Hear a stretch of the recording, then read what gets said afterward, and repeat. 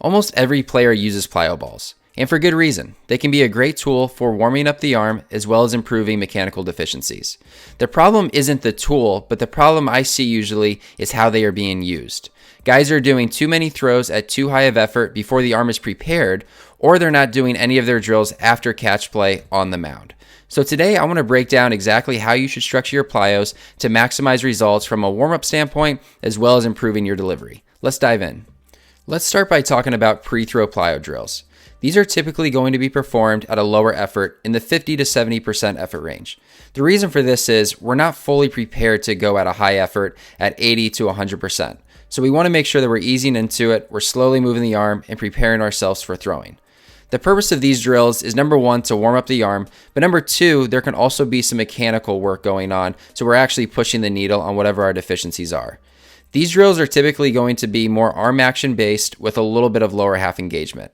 So when we're thinking about highly constrained drills, I'm talking about things like reverse throws, pivot pickoffs, lasso drill variations, figure eight rockers, staggered stance, split stance drills, really anything where we're isolating a certain body part and we're able to go at a little bit lower effort.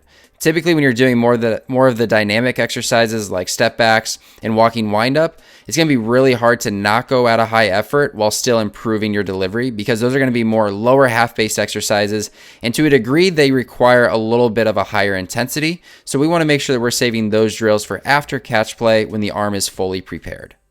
Okay, now that you have done your pre-throw plyo drills and finished playing catch, you would then move on to your post-throw plyo drills on the mound.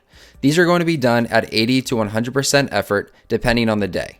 The reason we want to do these on the mound is because that is where it matters most. It doesn't matter how we move on flat ground if we can't transfer it to the mound. These drills are going to include things like step backs, walking windup, drop step, one-legged hop throws, anything to where we're moving more aggressive and engaging the lower half more. There are a couple important notes that I want to make. The first one is to make sure you're limiting the exercises to 2 to 3 pre-throw and 2 to 3 post-throw. Number two, make sure you're not doing the full program or the full plan every single day. Save the mound plyos for the day before or day of a bullpen or game.